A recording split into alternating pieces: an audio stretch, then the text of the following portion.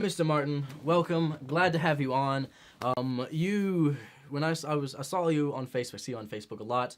When you had the black guy and you were going on TV and stuff, I was like, this guy is awesome. I need to have him on my show. My calling card now, man. It really is.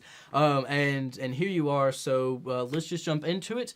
I saw also on Facebook that you studied at Auburn, so War Eagle to that. War Eagle, yeah. And what did you study? How was your Auburn experience? Oh, man, it was the best. I studied health promotion with a minor in business. I started off in physical therapy, and then chemistry came along, and I went through the little book. We had actual physical books back then, and found out, hey, what does not have chemistry or math in it? And then that's, the rest is history on that. Met my wife at Auburn. We lived in the same trailer park, so War Eagle to that, man. War Eagle. I loved Auburn, man. That was one of the greatest experiences of my life. I miss it all the time. So, did you do anything crazy while you were in Auburn? we can't talk about most of it, but I did. I did between my junior and senior year. Decided, I'm going to go move to Ireland for the summer. So, had a plane ticket, no place to really stay. Didn't know anybody, no job. Just kind of flew over there and figured it out as I went. Man, it was an awesome experience. Kind of nerve wracking sometimes. Yeah. I started off in a hostel. It's just a room with 20 people. It's a bunch of cots in it, and not everyone there respected the laws of body odor and things that we typically do over here. And then I got a shock when I walked in, and I was going to go take my shower, and I missed a sign or something. It was a co-ed shower. I'd never seen a co-ed shower before. Yeah, no, maybe. Yeah, they do it a little bit different, so I was not prepared. I thought I was like, well, no, there's one of those, and then there's one of the. All right, I guess we're all here. So, man, that was kind of a shocking experience right there. But overall, man, I love my trip to Ireland. It's the only time in your life you can really do that. I'm married now, so I can't just go, hey, honey, I'm going to move to Ireland for a few. I'll be back. Can you watch the kid for a while, and I'll be back. Did you do anything crazy after Auburn, or did you? What happened? My last quarter, they're still on quarters when I was at Auburn, not semesters. And I came here and I did an internship on the Arsenal and got hired. So I actually paid to go to school to work for somebody else. So that was awesome That's there. Fantastic. But I did get hired on right after there. So I worked for MWR on the Arsenal right out of college. So it was great. So how did Adventure Boot Camp come to pass? Because that's the business you run. So sure.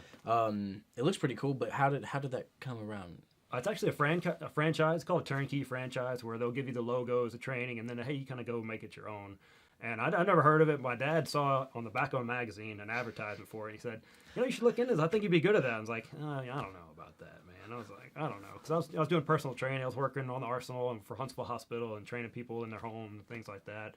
But I was also coaching football, so I did enjoy those big groups. And I thought, well, maybe I'll look into this. Turns out my dad knows what he's talking about. My dad's a really smart guy. So I looked into it, and it was great. We just started with one class on the side. I was still working full-time in the Arsenal. We just started with one class, 5:30 a.m., and just, hey, listen to this shady proposition for you. So 5:30 in the morning in this dark parking lot, you come meet this ginger and you come work out. And you're going to pay for it, too. That's the perfect pitch right there. That's right. They give me every time in the newspaper, hey, meet a ginger in a parking lot at 5:30 and work out. You're going to pay for it, too. Right, yeah. Pay me to sweat. Oh, what? Okay, yeah. What's going on? Sold. So how, it seems like an interesting start. How was building the business of the Adventure Boot Camp? It was painful. A lot of money for things that did not work out. Did a lot of things, stupid things. The very first class, so I had this big plan in my mind of how the class is going to, I got everything, every minute scheduled out. And show up, and there's a biblical swarm of gnats. I mean, like, it was something out of the Exodus or one of those. It's like, people were like yelling and screaming. I think at one point I yelled, every man for himself, and it's all a bunch of women. So I got off to a rough start, man. So I was like, oh my gosh, I'm putting all my eggs in this basket, and there's a bunch of gnats in this basket. So I didn't know what to do, if it's going to work out. But, there's 1,000 mistakes along the way, but a lot of good things too. So, man, it was painful, but, one of the best things I've ever done in my life. Absolutely. Have you considered, like, opening up multiple locations, like growing it? What are your plans to grow Adventure Boot Camp? We've actually at one time we had 3 locations. Used to have one in Madison and Harvest as well. I'm not good at managing people and being in charge of multiple locations. Just being honest on that. Really just growing Huntsville right now. Something we want to grow here in the future is some online training classes. People that maybe can't make our time classes or locations, or maybe live in other states and other areas. That's something we've had maybe just 15, 20-minute workouts they can do at home, hotel, gyms, whatever they need to do if they can't make to our classes. So we're looking to launch that this year. You're a really athletic guy. You run a business involving people's health and well-being.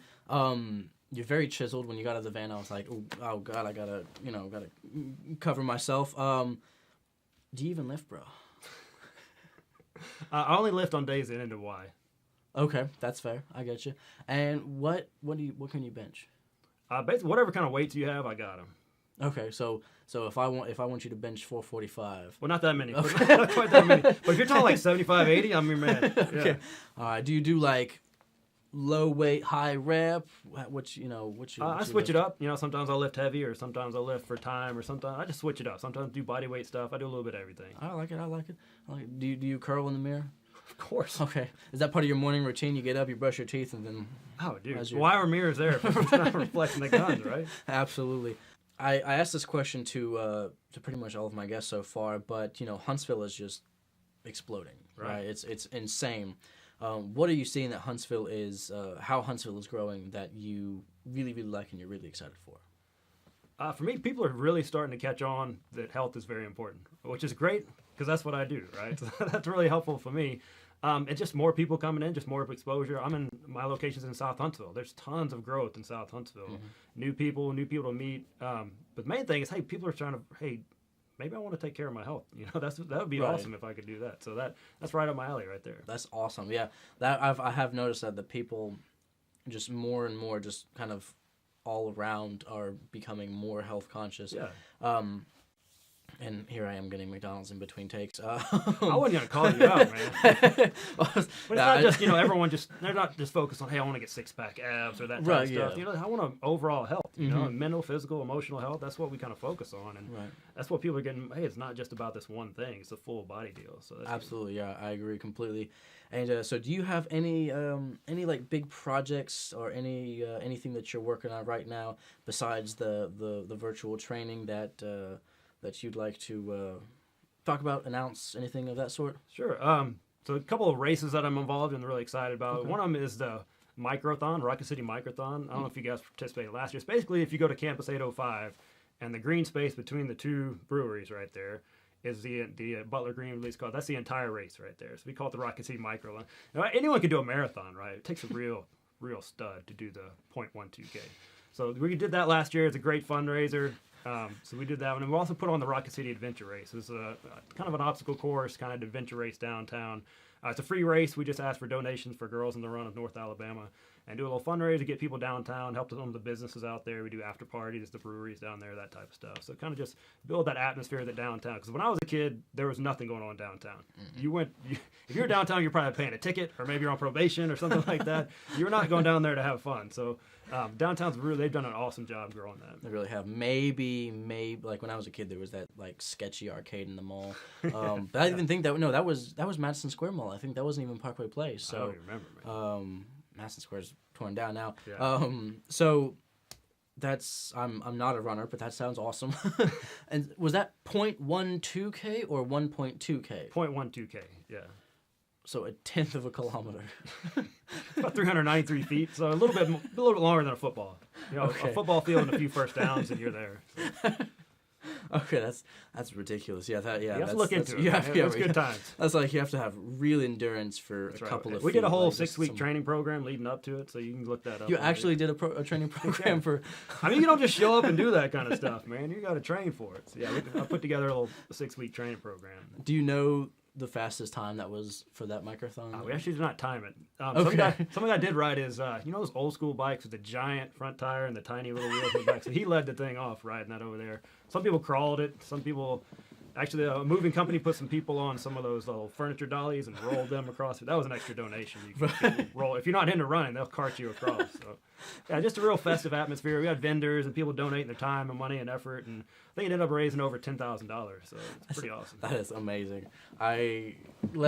Message me the details on that. Yeah, we'll make it bigger and better this year. So. Absolutely, that sounds fantastic. So, that was so. What are some things in Huntsville that you see that you're not necessarily a big fan of? Let's see. What am I not?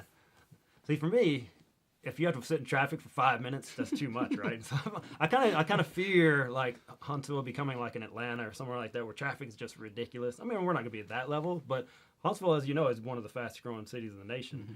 and we're not really built for that kind of stuff right now. So I'm not really anything right now. It's more to the future that I'm not a very patient person. I'm from Huntsville, right? You're not supposed to sit in traffic. We don't do that. That's why we live here. So it's more towards the future. I don't really have any complaints right now. Everything's pretty awesome right now. Absolutely. In my opinion. And I actually saw when they were discussing some of the growth in some of the plans. They actually said that there was they released the I think 51 top roads that they're going to be working on in the next couple of years, and basically they said their goal is to keep commute time down to the 18 to 20 minutes that it usually is. So Yeah. I don't think we'll have Atlanta traffic because it's pretty well planned out. But that's absolutely fantastic. That was really really informative. I appreciate that. What is one question that you, instead of me asking you questions, what's one question you want to ask our audience there past the camera? Okay. So my question is a two-part question. So I know we have a lot of business owners watching right now. So what happens to your company if something happens to you?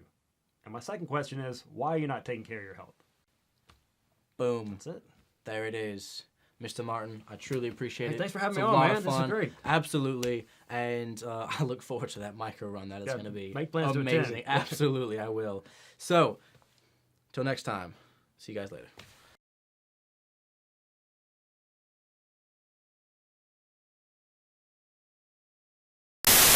If you don't take care of your health. Take 3. Sorry. Two questions, but really, Boom. both of them. Boom. Let's do another take of that. I want you to say that right into the lens for me. Oh, I was looking at the funny thing. No, Okay.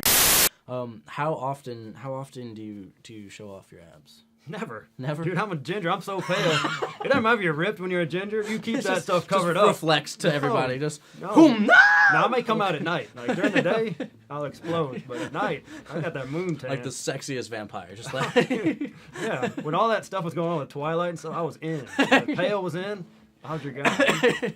Once the tan started, I'm out. I gotcha. I feel you. Can you do the Terry Crews peck pop? I don't know. Oh, he Little can. something, little He something. can. Zoom in. You Get you that. tried the peck pop. That's a wrap. All right.